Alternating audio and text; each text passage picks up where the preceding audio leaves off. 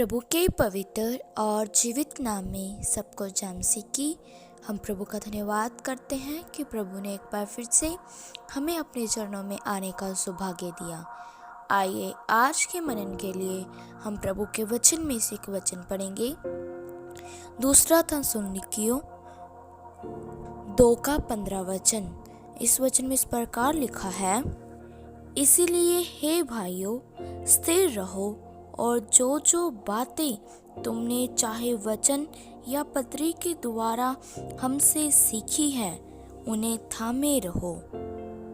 मेरे प्रियो, हम इस वचन में देखते हैं कि प्रभु का दास प्रेरित पौलुस थिस्सलुनीकियों की कलीसिया को पत्र लिखते वक्त बोल रहा है कि वचन की जो बातें हैं उसे जो तुमने सीखी है उसे थामे रहो।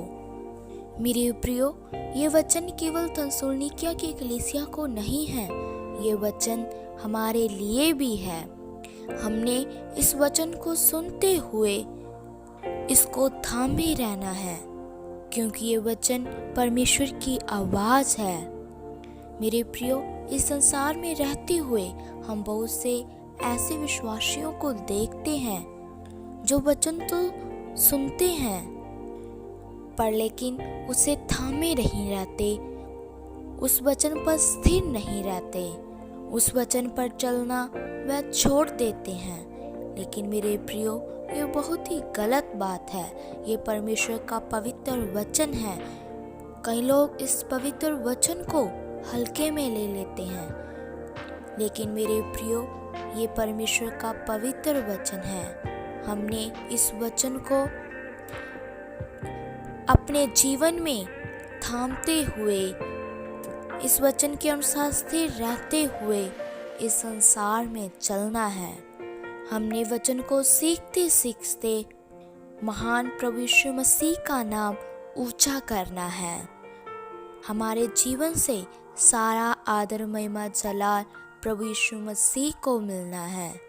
अगर हम वचन को मुख्य रखते हुए कोई भी काम करेंगे तो उस काम में प्रभु हमें सफल भी जरूर करेगा। हमने हर एक स्थिति में इस वचन को थामे रहना है।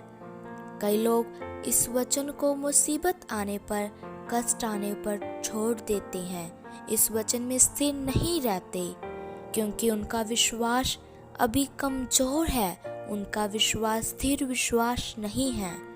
लेकिन हमने अपने विश्वास को दिन प्रतिदिन स्थिर करते हुए चलना है, ताकि हम किसी भी परिस्थिति आने पर इस वचन को ना छोड़े, बल्कि हर एक परिस्थिति में, हर एक घटना में इस वचन को मुख्य रखते हुए, थामते हुए इस वचन के अनुसार चल सके।